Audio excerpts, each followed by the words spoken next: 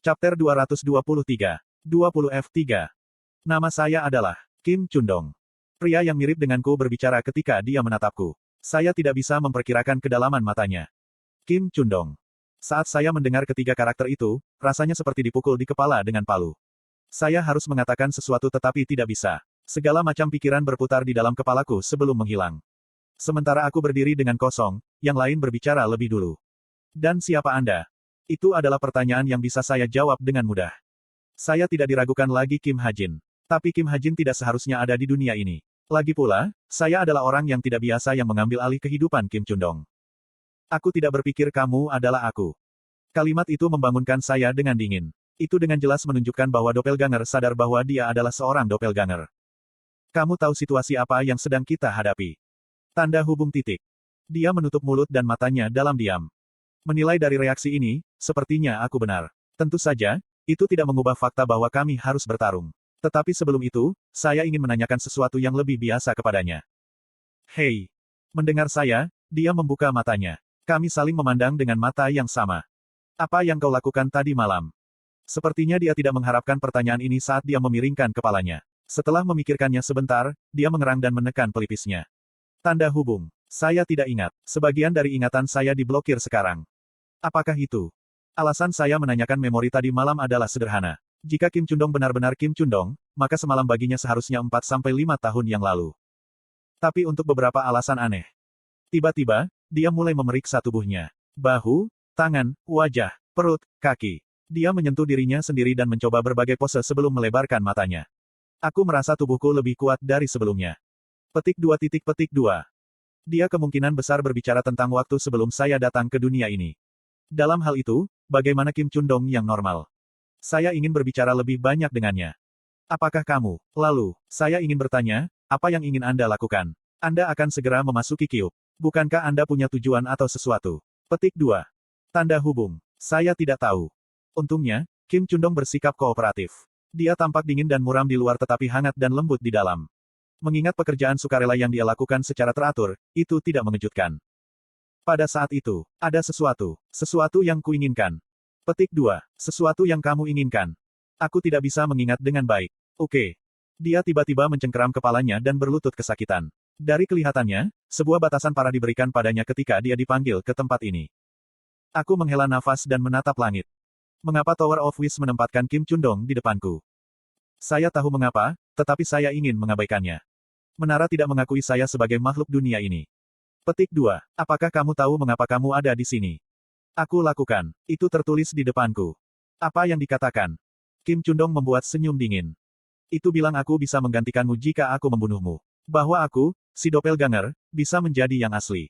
Goosebump terangkat ke tubuh saya, tetapi saya mengubah topik dengan cepat. Tidak. Itu bukan pertanyaan yang ingin saya tanyakan. Aku bertanya bagaimana kamu menjadi aku, dan bagaimana aku menjadi kamu. Tanda hubung titik.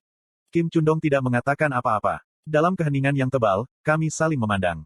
Penampilan identik kami tercermin di mata identik kami. Segera, dia berbicara.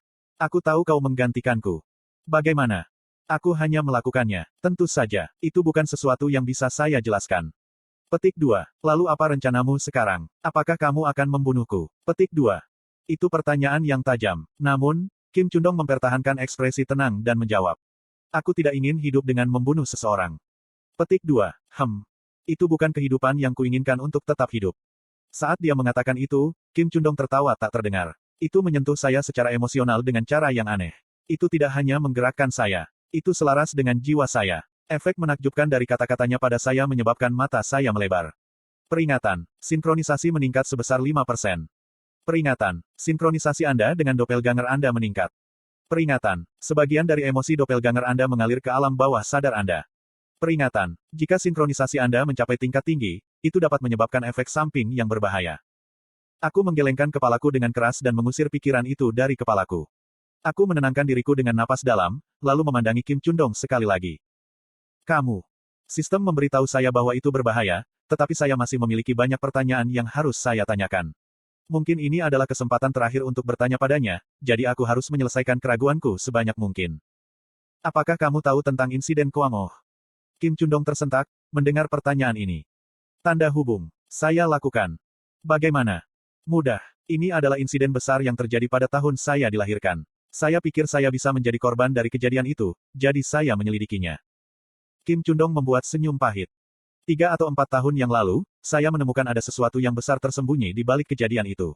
Tapi meskipun aku sudah mengetahuinya, tidak ada yang berubah. Tidak ada yang bisa saya lakukan, karena saya tidak punya kekuatan atau uang.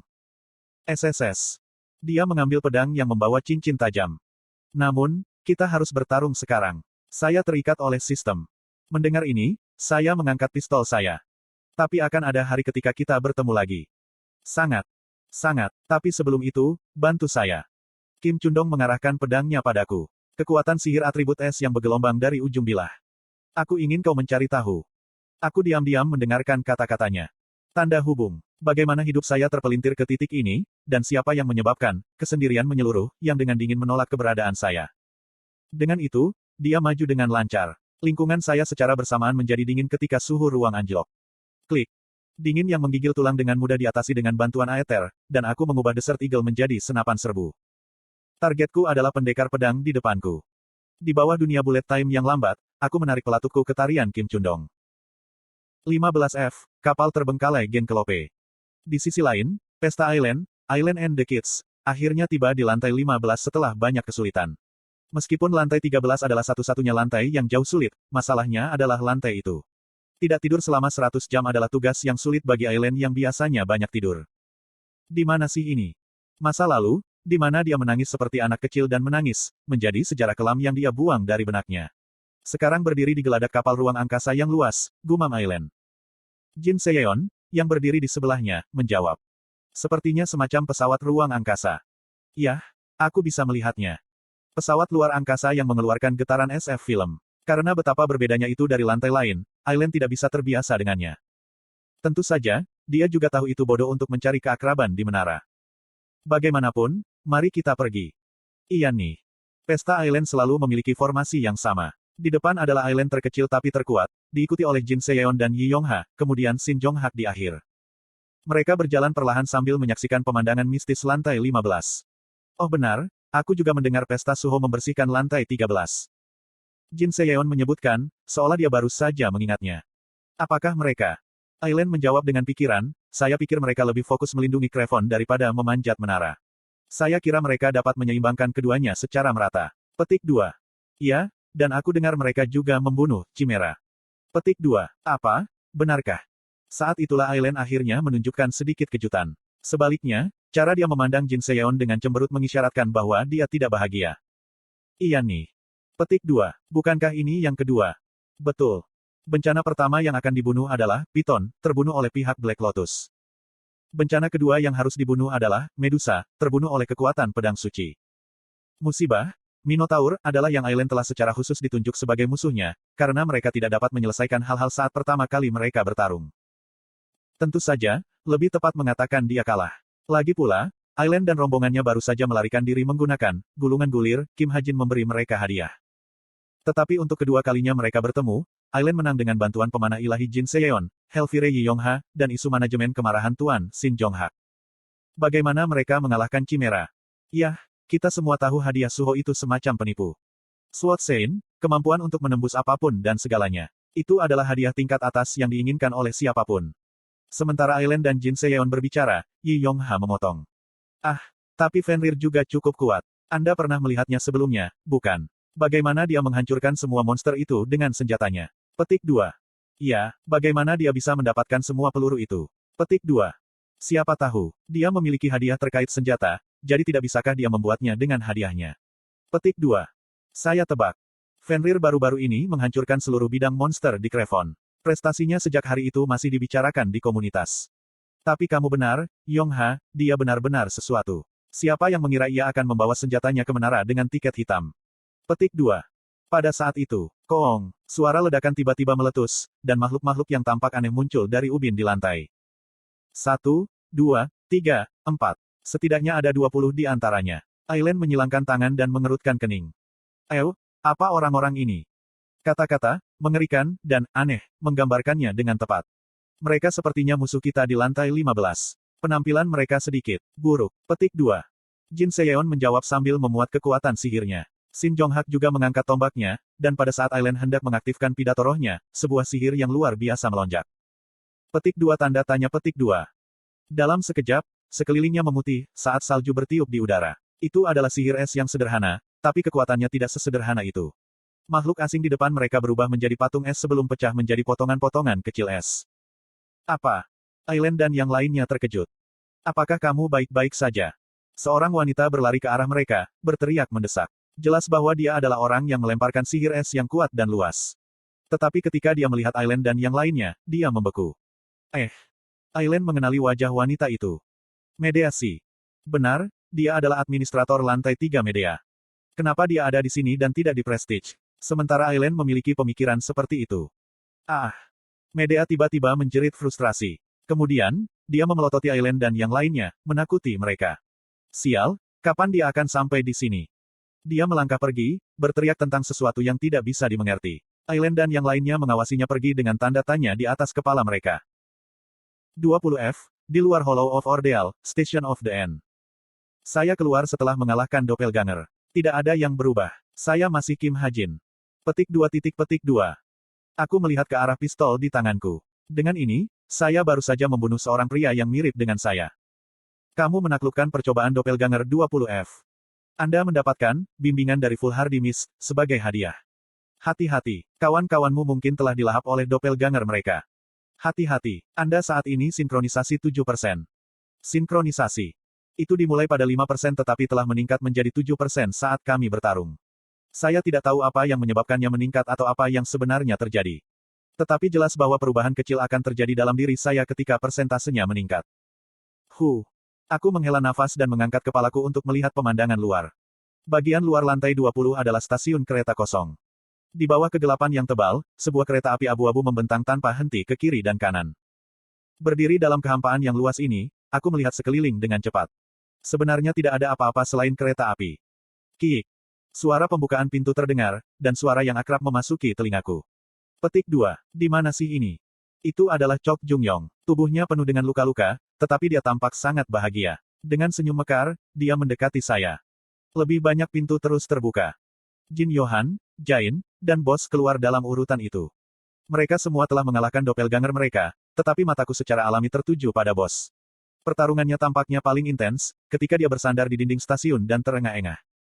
Aku memalingkan pandanganku darinya dan menatap stasiun yang kosong sekali lagi. Segera, peringatan sistem muncul. Selamat datang di area perumahan lantai 20, stasiun akhir. Apa, daerah perumahan? Chok Jung-yong mengerutkan alisnya. Tempat ini adalah area perumahan. Begitu dia mengatakan itu, lampu menyala di stasiun. Lingkungan kami cerah, mengungkapkan toko-toko, losmen, bangku, dan kantor tiket yang tersembunyi di bawah kegelapan. Oi, Kim Hajin, sepertinya kita harus pergi ke kantor penjualan tiket terlebih dahulu. Aku menggelengkan kepala. Stasiun ini adalah awal dari bagian terakhir menara. Membeli satu tiket saja tidak cukup untuk membuat kami bergabung. Kereta harus sampai di sini sebelum kita bisa naik. Seharusnya ada banyak waktu sebelum itu. Petik 2. Oh ya. Tanyakan sistemnya. Kereta stasiun ini beroperasi dalam interval 3 bulan. Ada 61 hari, 16 jam, dan 33 menit tersisa sampai kedatangan kereta berikutnya. Setidaknya 100 tamu harus hadir untuk naik kereta. Petik 2 tanda tanya petik 2. Saya akhirnya dikejutkan oleh informasi sistem. Kondisi terakhir, membutuhkan setidaknya 100 tamu, adalah sesuatu yang tidak ada dalam cerita aslinya. Ya, ini bukan pertama atau kedua kalinya hal seperti ini terjadi. Bagi saya, ada hal lain yang lebih penting. Saya menatap Bos. Dia jauh dari saya ketika dia pertama kali keluar dari pintu, tetapi dia sudah dekat dengan saya sebelum saya perhatikan. Melihat sisi wajahnya, aku merenung. Di masa lalu, ketika saya bertanya tentang insiden Kim Chundong, Yo Yonha mengatakan bahwa itu adalah Chameleon Troupe yang membunuh orang tuanya. Lebih jauh, sketsa yang dia perlihatkan tentang orang yang mengakui Kim Chundong ke panti asuhan jelas terlihat seperti Bos. Dalam hal itu, Bos harus memiliki gagasan tentang siapa yang dalam rombongan Chameleon membunuh orang tua Kim Chundong. Petik 2 tanda tanya petik 2. Pada saat itu, Bos menatapku. Dia sepertinya merasakan tatapanku yang memanas, ketika dia mendorong rambutnya ke belakang telinganya dan memiringkan kepalanya. Bos. Mendengar suaraku yang serius, Bos mengeluarkan batuk kering dan menjawab.